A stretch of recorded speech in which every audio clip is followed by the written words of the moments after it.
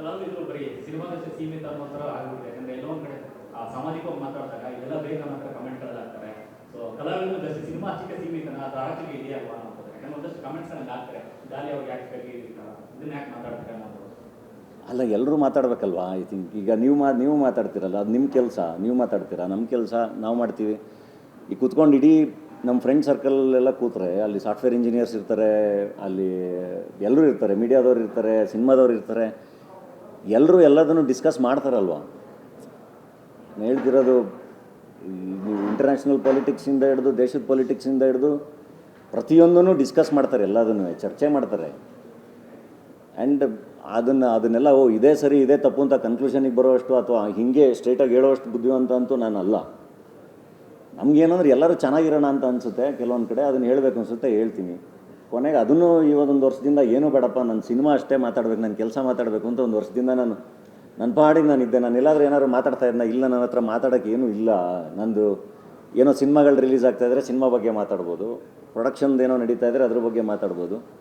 So ಮಾತಾಡೋಕ್ಕೇನು ಇಲ್ಲ ಅಂತಲೇ ಹೇಳಿದ್ದೀನಿ. ನೀವೆಲ್ಲ ಕೇಳಿದಾಗ ಫೋನ್ ಮಾಡಿದಾಗ್ಲೂ ನನ್ನ ಹತ್ರ ಮಾತಾಡೋಕ್ಕೇನು ವಿಷಯ ಇಲ್ಲ ಇರಿ ಅಂತ. ಬಟ್ ನಾನು ಊಟ ಮಾಡಿದ್ದೂ ಮಾತಾಡ್ತಾ ಇದೆ ಅಂತ ಅಂದಾಗ ಐ ಥಿಂಕ್ ದಟ್ಸ್ ಓಕೆ. ಕೆಲವೊಂದನ್ನು ಅನಿಸಿದ್ದನ್ನು ಹೇಳುವಂಥ ಸ್ವತಂತ್ರ ಅಥವಾ ಫ್ರೀಡಮ್ ಇದೆಯಲ್ಲ, ಅದು ಅದಕ್ಕಿಂತ ಟೇಸ್ಟು ಬೇರೆ ಯಾವುದೂ ಇಲ್ಲ. ಸ್ವತಂತ್ರ, ಆ ಸ್ವತಂತ್ರ ಕೈ ಹಾಕಿದ್ರೆ ಅದು ನನಗೆ ಅಂತ ಅಲ್ಲ, ಯಾರು ಸ್ವತಂತ್ರ ಕೈ ಹಾಕಿದ್ರೂ that will be A problem. ಅದು ಬೇಸಿಕ್ ರೈಟ್ ಅವ್ರಿಗೆ. ಸೊ ಅದನ್ನು ಡಿಕ್ಟೇಟ್ ಮಾಡೋಕ್ಕೆ ಶುರು ಮಾಡಿಬಿಟ್ರೆ, ನೀನು ಇದೇ ತಿನ್ನಬೇಕು, ನೀನು ಇದೇ ಮಾಡಬೇಕು, ನೀನು ಇದೇ ಬಟ್ಟೆ ಹಾಕಬೇಕು, ನೀನು ಹಿಂಗೆ ಇರಬೇಕು ಅಂತ, ಅದು ಐ ಥಿಂಕ್ ಡಿಕ್ಟೇಟ್ ಮಾಡೋರಿಗೆ ಸಮಸ್ಯೆ ಕ್ರಿಯೇಟ್ ಮಾಡ್ತಾ ಹೋಗುತ್ತೆ. ಅದು ಸ್ವತಂತ್ರ ಬಹಳ ಇಂಪಾರ್ಟೆಂಟ್ ಅಲ್ಲ. ಅದು ಕ್ರಿಯೇಟಿವ್ ಫ್ರೀಡಮ್ ಇರಲಿ ಅಥವಾ ಊಟ ಇರಲಿ, ಇನ್ನೊಂದು ಮತ್ತೊಂದು, ಐ ಥಿಂಕ್ ಅದ್ರ ರುಚಿ ಬಹಳ ದೊಡ್ಡದು ಯಾವಾಗ. ಸರ್, ಈಗ ತಿರುಮಲದಲ್ಲಿ ಸೋಷಿಯಲ್ ಮೀಡಿಯಾ ಯೂಸ್ ಮಾಡ್ತಾ ಇರ್ತಾರೆ, ನಿಮಗೆ ಗೊತ್ತಾಗುತ್ತೆ. ಆ್ಯಂಡ್ ಮನೆಯವ್ರಿಗೆ ಎಷ್ಟು ಇಂಪ್ಯಾಕ್ಟ್ ಆಯಿತು ನಿಮ್ಮ ತಂದೆ ತಾಯಿಗೆ ಅವ್ರಿಗೆ? ಇಲ್ಲ, ಅವ್ರಿಗೆ ಅಂದರೆ ಮೊದಲು ಅವ್ರಿಗೆ ಹಿಂದೆ ಇನ್ಸಿಡೆಂಟ್ಗಳಾದಾಗ ಅವ್ರಿಗೆ ಭಾಳ ಬೇಜಾರಾಗಿತ್ತು ಇವೆಲ್ಲ. ಬಟ್ ಇವಾಗ ಅವ್ರಿಗೂ ನಾನು ಅರ್ಥ ಮಾಡಿಸಿದ್ದೀನಿ. ಅಂದರೆ ಪಬ್ಲಿಕ್ ಲೈಫಲ್ಲಿ ಇದ್ದಾಗ ಎಲ್ಲರಿಗೂ ಅದು ಸಹಜ. ಅಂದರೆ ನೀವು ಸೋಷಿಯಲ್ ಮೀಡಿಯಾ ನೋಡಿದ್ರೆ ಐ ಥಿಂಕ್ ಫೇಕ್ ಅಕೌಂಟ್ಗಳಿಂದ ಎಸ್ಪೆಷಲಿ ಯಾರನ್ನು ಬಿಟ್ಟಿದ್ದಾರೆ ಹೇಳಿ? ಅಲ್ಲಿ ಯಾರನ್ನು ಬಿಟ್ಟಿದ್ದಾರೆ?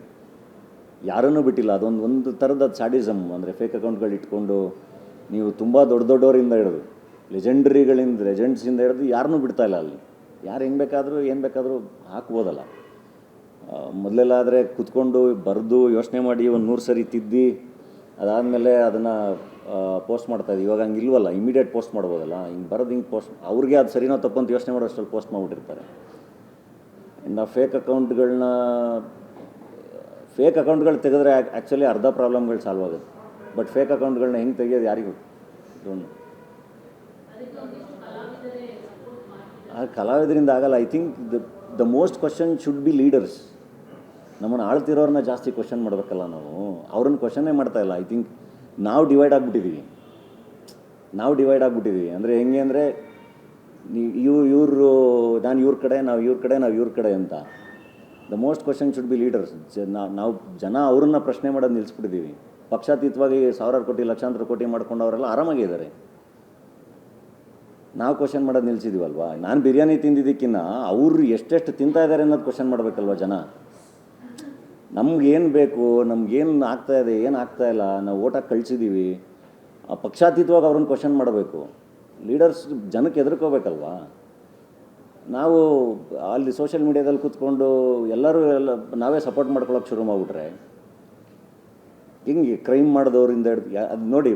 ಅದೊಂದು ಚಿಕ್ಕ ಹುಡುಗನಲ್ಲಿ ನಾವು ಒಂದು ಬೆಳೀತಾ ಈ ಹೈಸ್ಕೂಲು ಕಾಲೇಜಲ್ಲೆಲ್ಲ ನಾವೇ ಎಷ್ಟೊಂದು ಸರಿ ಡಿಸ್ಕಸ್ ಮಾಡ್ಕೋತಾ ಇದ್ವಿ.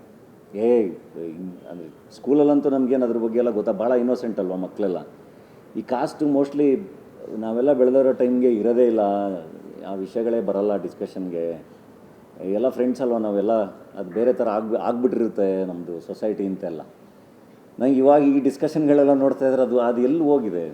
ಸೋಷಿಯಲ್ ಮೀಡಿಯಾದಲ್ಲಿ ಕೂತ್ಕೊಂಡು ಮಾತಾಡೋದು ಬಹಳ ಈಸಿ. ಇವಾಗೆಲ್ಲ ಹಂಗಿಲ್ಲ ಅಂತ ಸಿಟಿಲಿ ಕೂತ್ಕೊಂಡೇನೋ ಹೇಳೋದು ಬಹಳ ಈಸಿ. ಹಂಗಿಲ್ಲಲ್ಲ ಅದು. ನಿಮಗೊಂದು ಊಟದ ವಿಷಯದಲ್ಲಿ ಎಷ್ಟೊಂದು ಎಕ್ಸ್ಪೋಸ್ ಆಗುತ್ತೆ ಅಂದರೆ